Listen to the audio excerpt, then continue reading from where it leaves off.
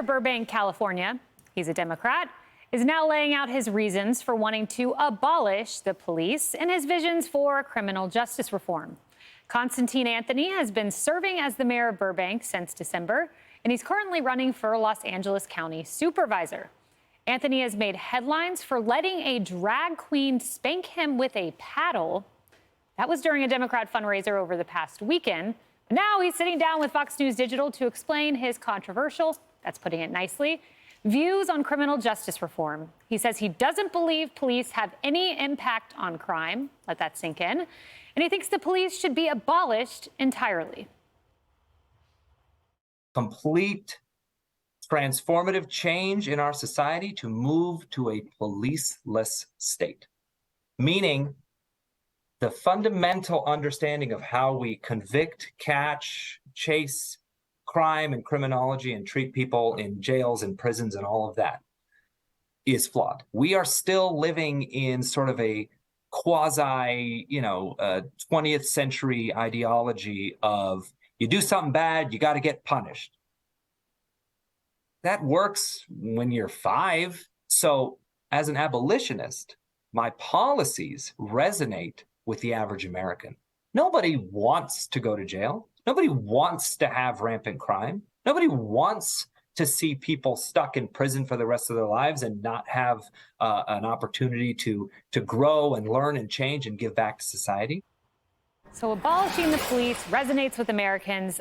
Lily, I imagine there are some vulnerable Democrats in swing districts wanting this man to stop speaking, like Abigail Spanberger, who after the 2020 election got on a call and said, never say abolish the police, defund the police again. Yeah, I think he's 3 years late because that was so 2020. Well, we were talking about defunding the police, and we have seen the evidence of what happens when you say that, and the compounding issue of diminishing law enforcement that at the same time is diminishing recruitment rates. We're seeing that people are retiring more. But here's the other sad part, the erosion of the family. He does talk about social issues. It's not neither or, it's both, that we need to support families upstream, protect the values that are going to make children walk away from criminals, and then support the police as well. Emily, what do you think when you hear an elected official say, I don't believe police have any effect on crime?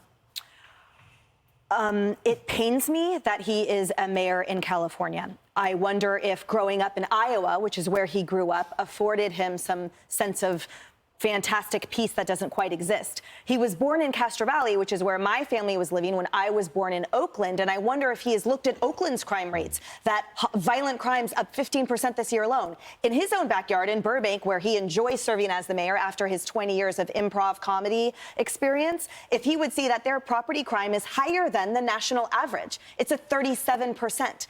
What does he think residents are going to do when their property is being robbed? No police, apparently. He has a luxury of growing up in a petri dish and having these ideologue viewpoints that hold no place in real-world California and real-world Burbank. Douglas, he also was asked, do you think a democratic Marxist revolution could address our problems? Actually, I do, he said. So maybe he missed the Soviet Union, East Germany, Mao's China, Venezuela, etc. I've very rarely seen anyone so pleased with themselves as this guy. I mean, he seems to have the explanation for absolutely everything, doesn't he? If only the world could be handed over to this guy, it seems everything would be fine, all crime would stop. Look, I never wish ill on anyone, but when I saw this interview, I immediately thought of that Democrat representative in Minnesota who was carjacked last week. You know? Yep. Who 3 years ago was saying, abolish the police, defund the police, and then last week, after being carjacked with her 2 young children in front of her, she says, thank goodness for the police, we need more police, etc. Maybe sometimes it really does take reality to come and strike. And I hope at some point, without wishing him ill, it strikes this guy. Yeah, Harris, this guy might not be serious after he was spanked by the drag queen. He apparently changed his Twitter name to Mayor Spanky. Oh. Yeah, I mean, maybe he thinks if crime gets bad enough that he can go borrow some drag queen paddles and just paddle the criminals. I don't know. But it does show just a shortness of memory and what this country has been through since the killing of George Floyd, and how some people were let off the hook for, having a summer of love as they destroyed American businesses and killed people. I mean, I know that when you were in the White House with President Trump, you met the family of Officer Dorn. I mean, you know some of the prices that were paid for lawlessness in this country. We cannot live without the police. I have managed to live 57 years without a drag queen paddle, though. You and me both. Look, he calls himself a futurist, but some may just call him delusional.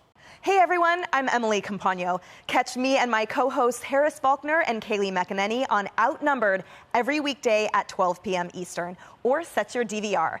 Also, don't forget to subscribe to the Fox News YouTube page for daily highlights.